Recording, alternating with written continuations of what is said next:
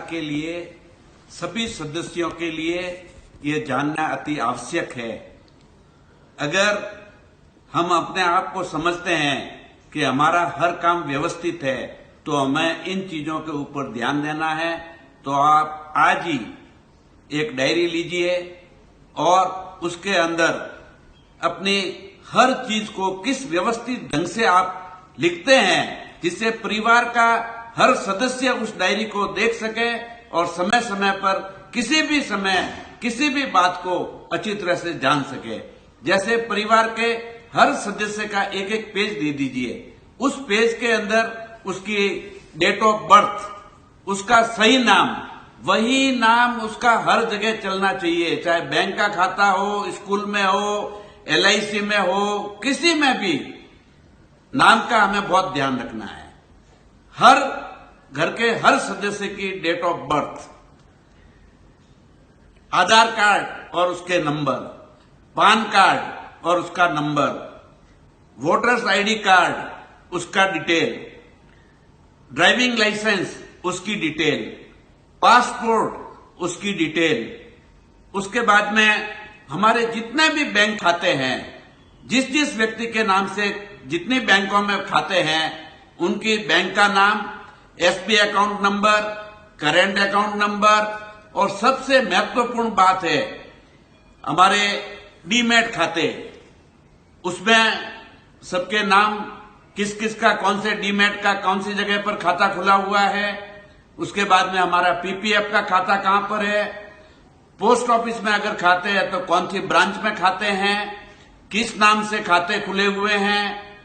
और सबसे जरूरी और महत्वपूर्ण बात यह है कि हमारे इन सभी खातों में हमारे को अगर कुछ हो जाता है तो हमारा नॉमिनी कौन है। ज्यादातर लोग इसमें भूल करते हैं, बहुत सी जगह पर नॉमिनी का नाम ही नहीं दिया होता है और जब किसी की डेथ हो जाती है तो उसके बाद में हमें बहुत बड़ा स्ट्रगल करना पड़ता है। नॉमिनी का नाम अगर नहीं होता है तो पूरा परिवार उस खाते का मालिक हो जाता है, तो उस पैसे को निकालने में हमें बहुत समय खराब करना पड़ता है। तो आज ही हम बैंक में जाके चेक करें कि हमारे किस किस खाते में कौन नॉमिनी है। उसके बाद में हो सके वहां पर हमारे SB अकाउंट्स वगैरह जरूर 1 से 2 जॉइंट नाम से हो, तो जिससे कोई भी व्यक्ति उसमें साइन कर सकता है।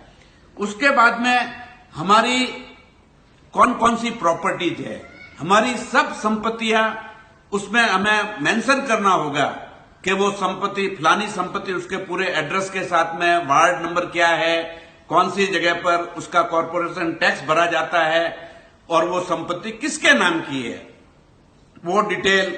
उसके बाद में हमें प्रॉपर्टी वेदर हमारे उसका खाते वगैरह सब ट्रांसफर हमारे नाम से हो गए हैं बराबर, उसकी डिटेल हमें जांचनी होगी। और परिवार के हर सदस्य को हमारी सब संपत्तियों की पूरी जानकारी होनी चाहिए।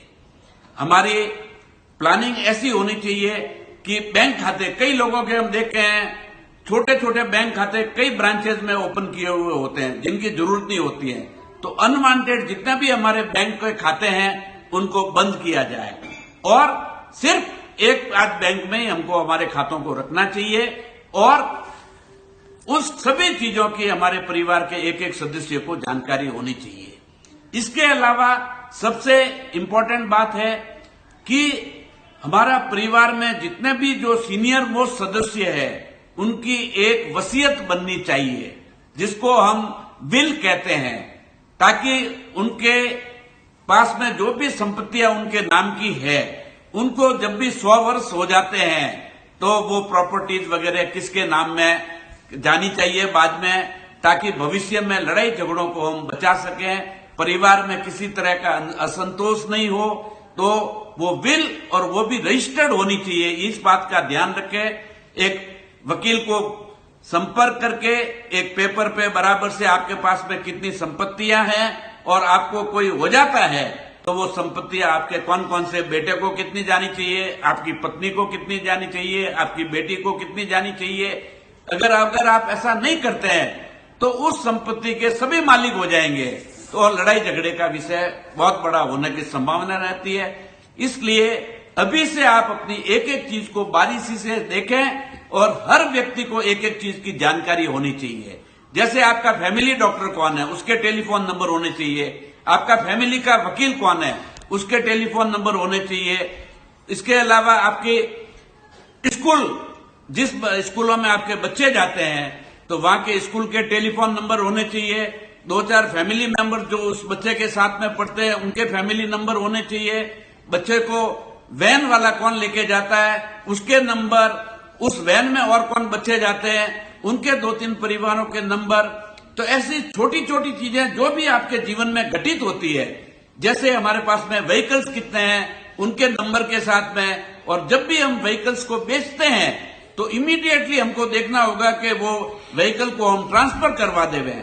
जब तक वो व्हीकल ट्रांसफर नहीं होती है, अगर वो व्हीकल अगला वाला कभी कोई एक्सीडेंट भी कर देता है तो जिसके नाम से व्हीकल चल रहा है तो उसकी वो जवाबदारी हो जाएगी। अतः हमारे को बहुत ही ध्यान रखना होगा, केयरफुल होना पड़ेगा और उन सब डॉक्यूमेंट्स को हमें संभाल के रखने का है। डॉक्यूमेंट जितने भी है आजकल हम स्कैन कर अपने कंप्यूटर में स्टोर कर सकते हैं। उसके अलावा जेरोक्स भी कर करके एक एक सेट हर बात का हम स्टोरेज में रख सकते हैं, क्योंकि ये सब बहुत चीजें जरूरी होती है। समय पर कई बार हम देखते हैं ये डॉक्यूमेंट नहीं मिल रहा है, वो डॉक्यूमेंट नहीं मिल रहा है, तो आज से हम देखें कि हमारे पास में कौन सा डॉक्यूमेंट नहीं है तो उन डॉक्यूमेंट्स को हमको लाकर फाइल्स को हमें अप टू डेट करके रखने का है। ऐसा नहीं है कि परिवार में सिर्फ एक ही व्यक्ति सब बातों का ध्यान रखे, सभी व्यक्ति को बेसिक जानकारी रखना बहुत जरूरी है। तो आज हम देखें कि हम किस ढंग से हमारे को इतना व्यवस्थित करें कि परिवार में किसी भी तरह की समस्या नहीं